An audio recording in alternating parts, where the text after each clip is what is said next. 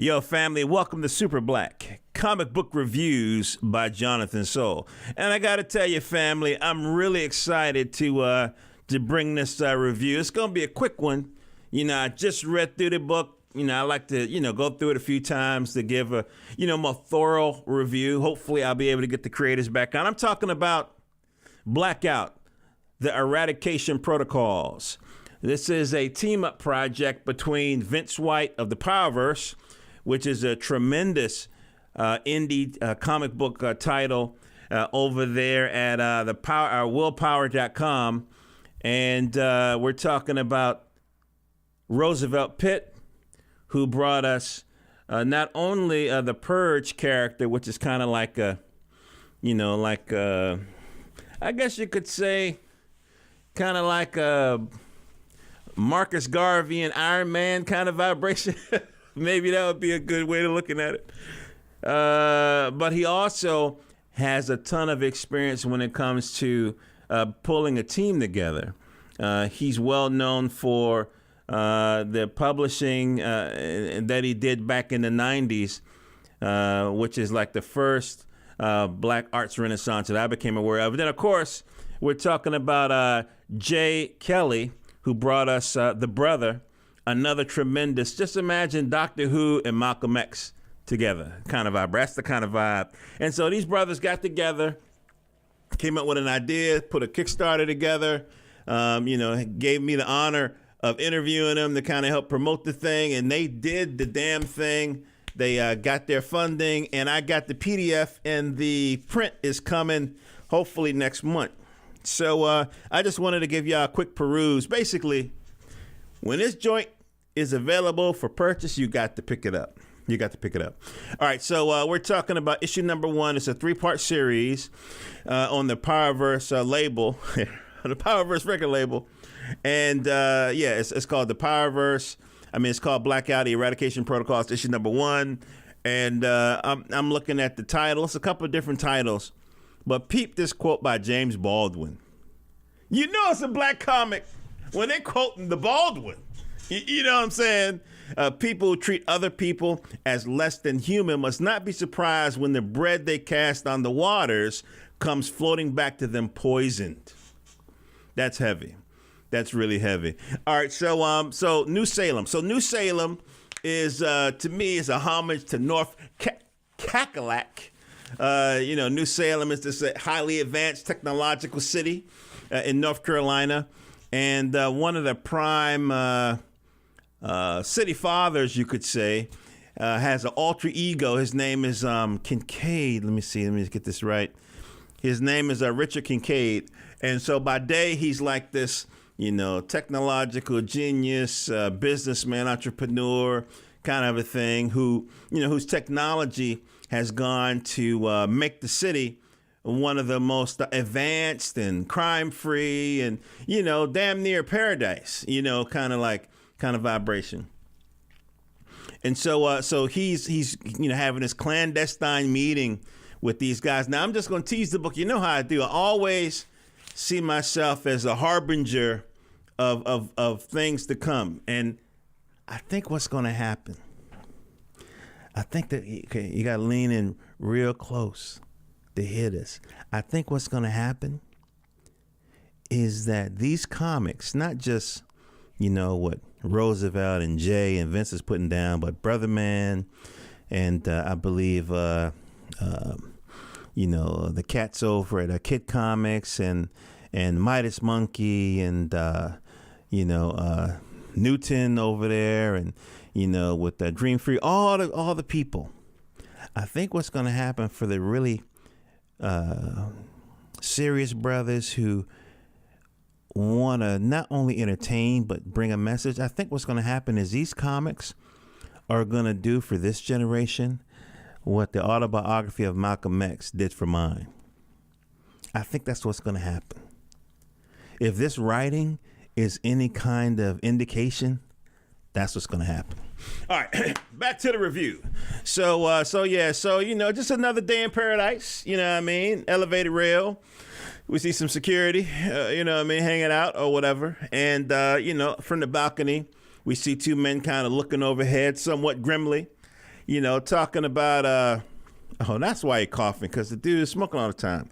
So we have this reporter, and we have this, this investigative, this detective. And so somebody kind of comes in from the shadows. He's the third person that's going to join our little group. And they're talking about this impending doom that may befall our fair city. I mean, what's that about, man? You know what I mean? Kind of a thing. And, you see how... Oh, man, I love...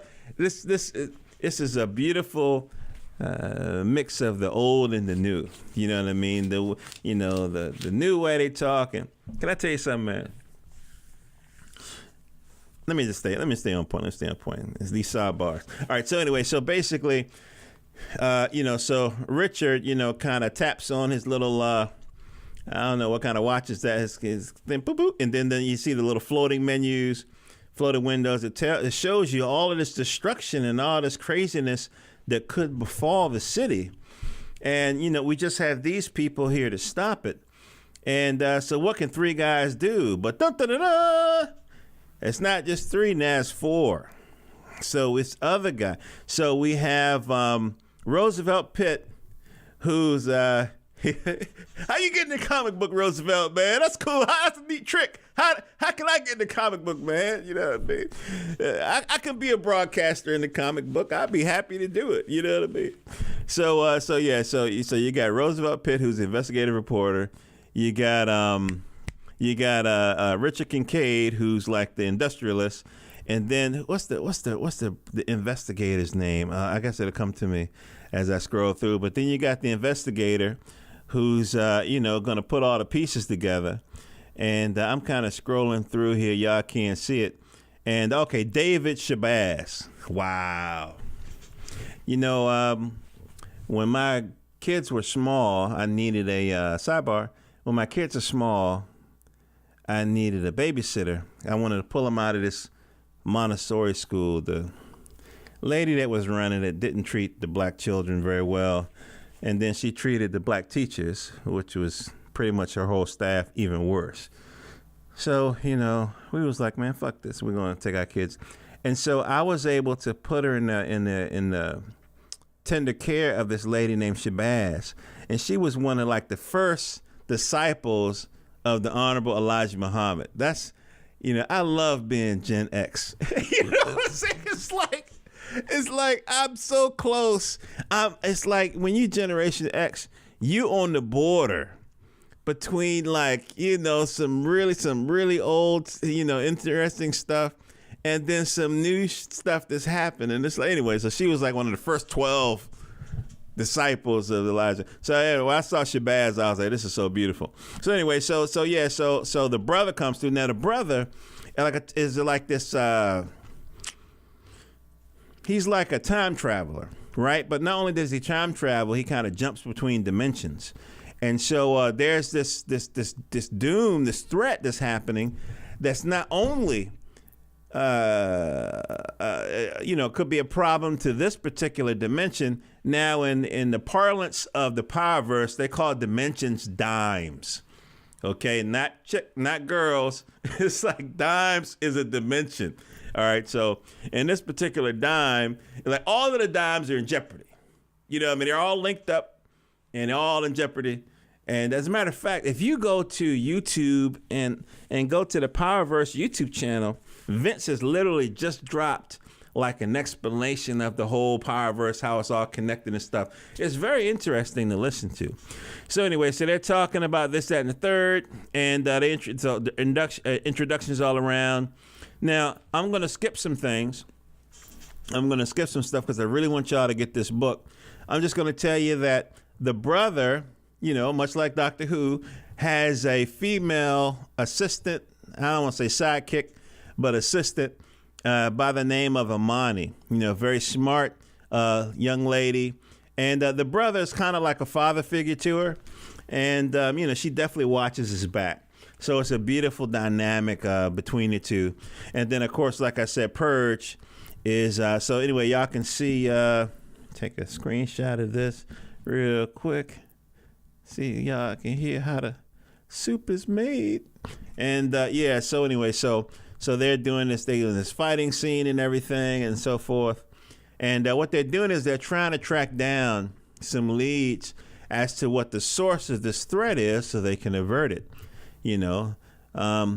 I'm building this idea in my head about, funkadelic, as opposed to Afrofuturism, in conversations that I had with, my interviews with Mashindo Kumba, which is a iconic figure, in my opinion, when it comes to, this generation's artists and so forth, and the people that he's associated with, like one of his mentors, which is Gray Williamson, of course, and, Ashley Woods is a tremendous artist. Long story short is, the whole idea of a future worth protecting, to me, in my mind, it's also even my conversation a while back with my man over at Midas Monkey, MidasMonkey.com. The whole idea of a future, a black future worth protecting, kind of a thing is starting to gel in my head. And I don't like the term Afrofuture. I don't like abbreviated shit. Black this, Afro that. No. Come up with our own names. Ain't no Afro, hip hop. It's hip hop. Well, that's not a good example. But the point is that the whole idea of a future worth protecting, and that's what's happening here, is that they have this beautiful city which was built, and in this book, it kind of goes deeper into, how the city was, the foundation. It's heavy. And one thing about Roosevelt Pitt hides little gems in the story. I don't know what kind of art direction he gives. I don't know if it's him and Vince plotting. I don't know if it's him, Jay. It's a conspiracy. I don't know how it's working. But you look through certain panels and you see, wow, okay, this shit is current. This stuff is current. This stuff is current. So anyway, I'm going to show you this big, beautiful shot of this kind of dual page. I can't wait till the print comes out. And okay, let's move on. There's some, some little banter here with the AI, which is kind of cute. And I would love this little Cadillac thing happening or whatever. And then I'm going to show you just one last panel, because again, it's like very important for me that y'all look out for this book. They're going into this, safe house or whatever, where some servers and some data is being stored. And they're trying to get more details as to why, this threat is happening and so forth. And so the AI is able to pull a lot of the pieces together. The AI is able to pull a lot of pieces together. But I don't want to show you that part, because I want you to get the PDF. The PDF should be out. The PDF for all the backers, we got them today. And so I'm recording it the same day I got it. And it should be available, I would guess, for sale soon. And so then y'all can see the whole thing. Family, this is next level stuff. This is next level stuff. Why is it next level? If you listen to, let's see, when is the PDF going to be for sale? So here's the thing that I think is so beautiful about any, about black art. It's just the same with like any other group. You get to experience the nuances, the levels of brown and blue and orange and gray, when it's just different, beautiful levels. It's some things in there. I'm not going to say it's some stuff in here that only a black person will pick up, but I'm going to say there's some things in here that probably only a black person can pick up. You know what I mean? It's like, he went there, he did. Okay, kind of a thing. And then, of course, without being too cerebral, there's like mad fan service in this book. Anyway, family, when it becomes available on kid-comics.com, that's what I'm guessing, the art, the story, here's the thing. I keep saying this, I'm going to say it to the last episode. It's about literacy. I remember sitting with my son. How old was he? I don't know, 5, 6, 7, 8 years old, and reading Brother Man and pointing to him all the little, cause see, Guy Sims, who's the brother, and Dawood, and he was the artist and everything. They put so much in the margins. They put so much detail. They caught the nuances, the wrinkles, the brilliance of African American culture, particularly in the city. I mean, you had to go through that book, got doggone it, like 5 times before you caught everything. And that's a beautiful experience. I don't get that experience with white publishers. I don't. If I was a white person, maybe I would, but I just don't. Over at the Powerverse, you got everybody on there. It's a regular rainbow coalition over here. And the book I have in my hand is The Powers That Be, which is, I guess, how in DC and Marvel, they'll do like a story, like a series, or I don't know what you call it. Like Fear Itself is like the last Marvel series I bought. And, tie-ins, right. So this is a tie-in, I believe, to the Blackout Eradication protocols, the ones that the book I'm reviewing now.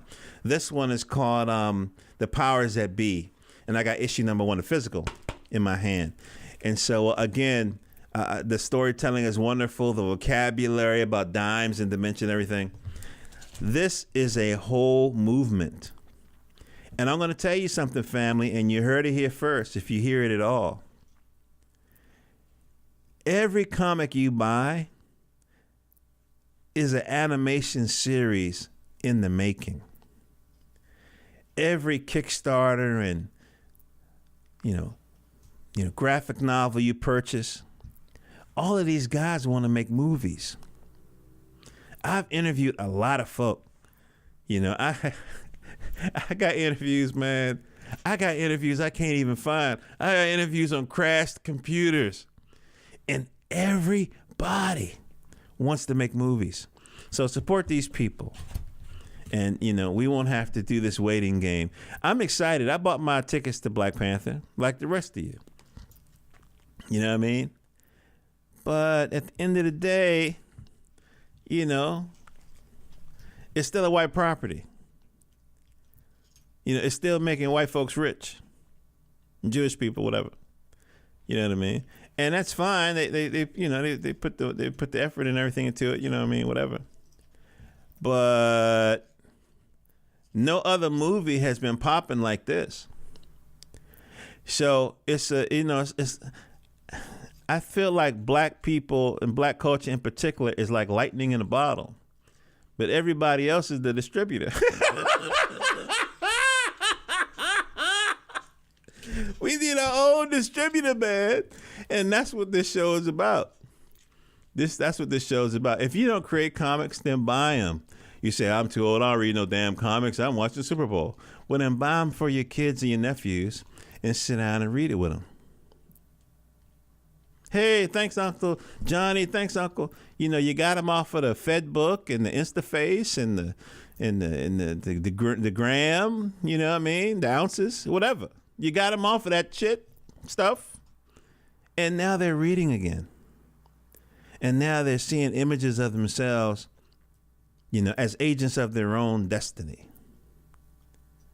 They're not seeing images of themselves as just somebody, an adult running a ball up a field back and forth, getting their brains bashed in.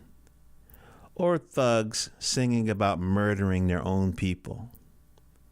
No, what you're showing them is you're showing them themselves in a heroic fashion, which is very important. One of the reasons why the Malcolm X book was so important back in, the 90s and stuff is because Malcolm was a hero. Give your kids, your nieces, your nephews, your cousins, heroes to read about again. This is Jonathan Soul for Super Black Comic Book Reviews. go to jonathansoul.com where you can hear interviews with comic book creators, illustrators, writers, filmmakers, actors, where we talk about their life and the business of their art. It's about entrepreneurship as well. All right, family. Love you guys. Peace.